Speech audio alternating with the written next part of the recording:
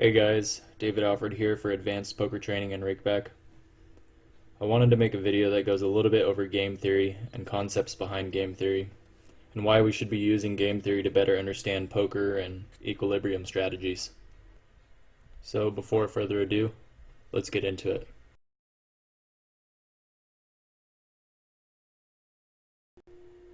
What is game theory?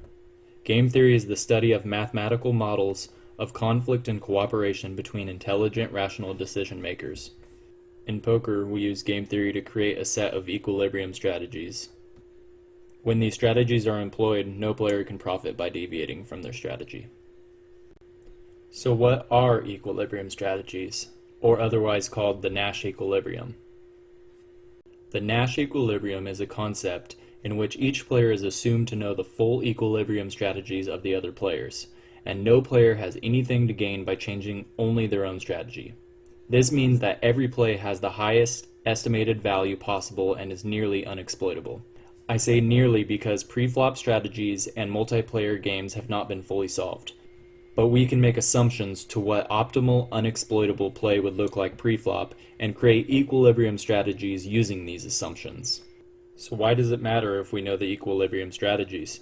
Well, if we don't know the optimal strategy, then we cannot understand where opponents are making mistakes and fully exploit them. Using software to study equilibrium strategies. There are a few different programs that we can use to study equilibrium strategies in poker. The one myself and most other professionals like to use is called PO Solver. PO Solver ranges in price from the basic to the professional version. So if you want to learn about pricing on their product, visit posolver.com. Today I'm going to show a little bit about PO Solver and how to use it to better understand optimal poker. So this is what PO Solver looks like when it's open. I'm going to go ahead and build a hand, and we'll take a look at it and see what we can learn from using this software. I'll assume that the button opens and the small blind 3 bets in a cash 6-max 5-10 game. So we'll say out of position 3 bets from the small blind versus button open.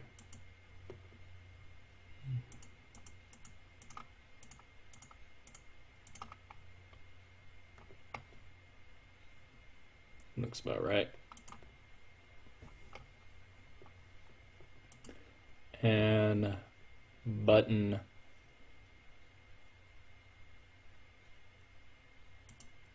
defends versus a 3-bet.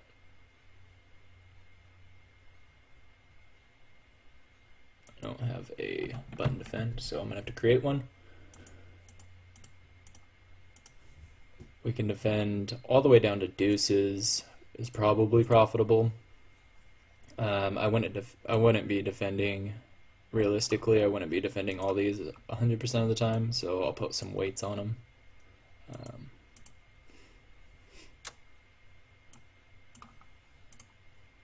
Do something like that.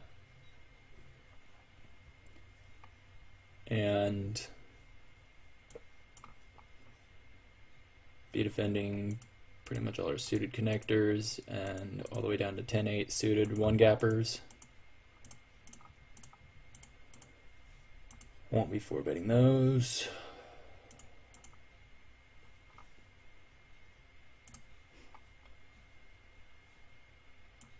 Probably defending about 50% of ace-jack offsuit.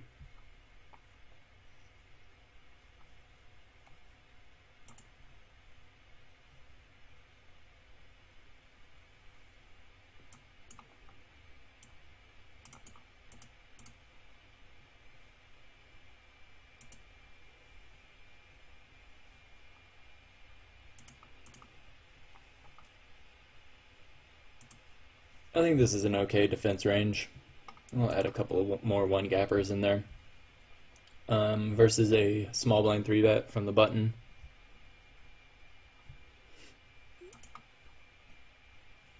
And let's say it's a queen 8-6 board, pretty standard board.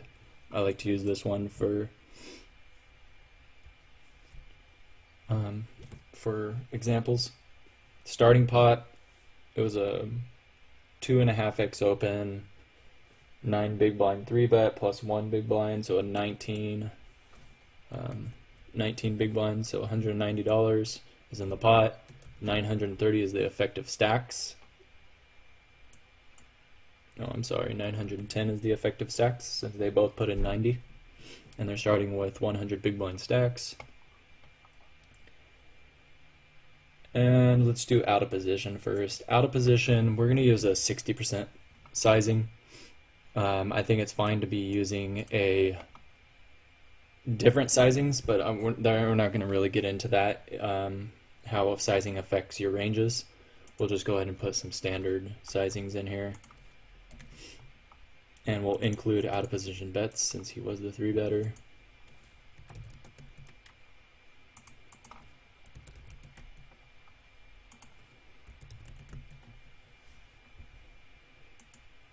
And in position versus miss c-bet. Use a 55% sizing.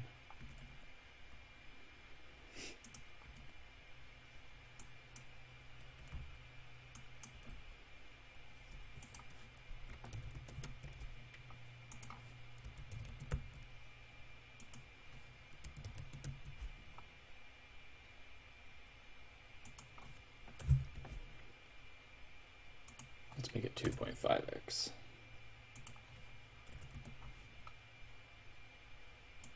For raises.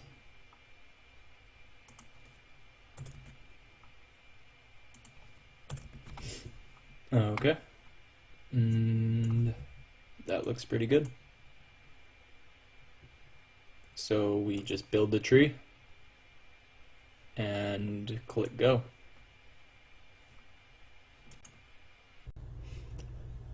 So as you can see, I let the solver run down and get down exploitable for about 0.25% of the pot.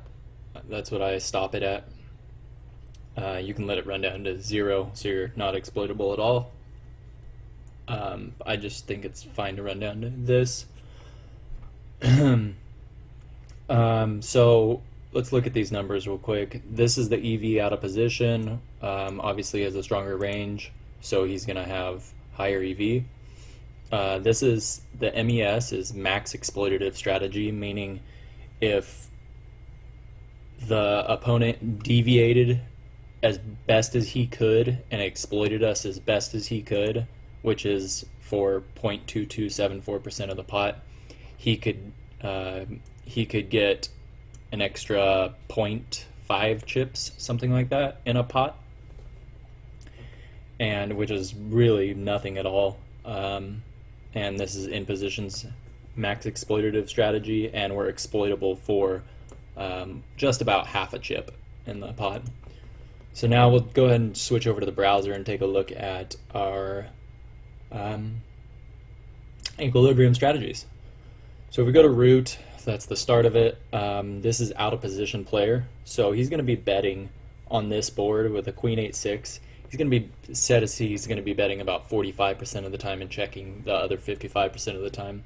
So we click on bet, it gives us their strategy, or we can click strategy plus EV, and it just tells us where we're betting and where we're checking, what the most optimal play would be.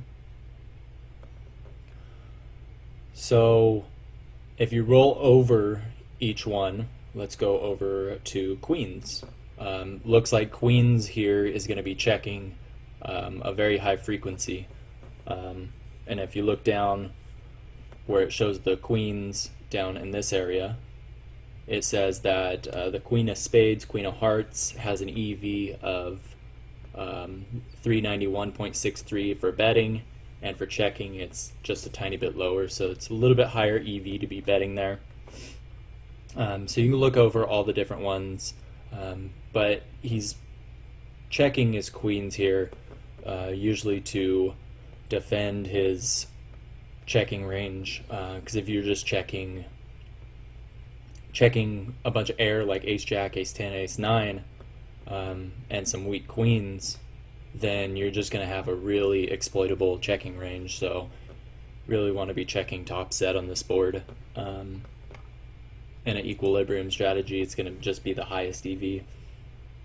And it looks like you'd be betting 2-pair, 8-6 most of the time, and betting 9-7, which is your straight jaws, but you're also going to be checking your 9-7 of spades most of the time because you have a combo draw. I would assume check calling or check raising here, as this puts some straight draws in your checking range. So what equilibrium strategies like to do is they like to put all different types of hands everywhere, so you're unexploitable. Ace king looks like ace king of spades, checking most of the time. Makes sense. You're really not getting better to fold, and it just is going to play better as a check. But it looks like ace king of diamonds is better as a bet. You're not blocking any flush draws, so you can get flush draws to call, and you have a backdoor flush draw yourself. So if we click bet, we can now go to the opponent's strategy and take a look at it. Now, the opponent in position is going to be defending, looks like right around 65% of his range, and most of it's going to be with calls on this board. He's even calling most of the time with 2-pair. He's probably usually calling with 2-pair and sets. The reason he's calling with 2 pairs and sets is because his calling range is so weak. He's going to have a lot of flush draws in there. Looks like he's floating with a lot of mid pairs, top pairs, just 1-pair type hands, and it's just going to be so weak compared to what the out of position player's range is going to look like. So he's got to call with his really strong hands here to remain unexploitable. And you can see how, let's put a deuce of diamonds, make it funky. So now the out of position player is, this is what he ends up here with on the turn. It looks like he shuts down with his straight draws, his gut shots, and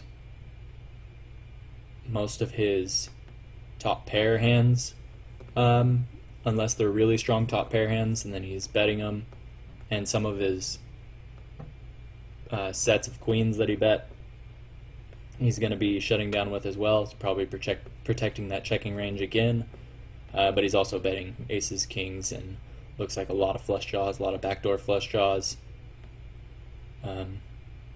Flush draw there, and then he's also betting some combo draws and 2 pairs. And then when you bet, you can see that villain likes to raise a lot on the turn, 16% raising. Looks like he's raising with a lot of top pair type hands and 2 pairs. So once the board gets really wet, he's going to be doing that, and then he's going to balance it with some stuff that blocks top pair but also has flush draws, so still has some equity. It's going to be raising with top pairs and then raising with some flush draws here that blocks top pair, top kicker, and looks like he's raising with 10-8 suited as well, pair plus a flush draw. So he's raising with pretty strong hands, balancing it with pretty strong hands, and he's going to be calling with the rest of his hands. So if you take a look at it, he's going to be calling with combo draws and whatnot. So you can look at it all the way down to the river, but this gives you an idea of what these programs will do for you. They'll show you the optimal play in an equilibrium strategy, range versus range. We have an out of position range and an in position range, and it'll give us the optimal play for those ranges. Now we're making assumptions with these ranges on what we think is optimal, and with these ranges we really want to look for board coverage. We want to hit every type of board possible. That's the best way we're going to remain unexploitable, or most unexploitable. So that's pretty much what this program does for you. Gives you an idea, and you can play around with it and look at why you're betting with certain hands. Like I said, with like the queens here, he's going to be just checking a bunch of his queens just because of the fact that his checking range is going to be so weak. Jacks, tens, and then his weak queens and ace highs and stuff like that.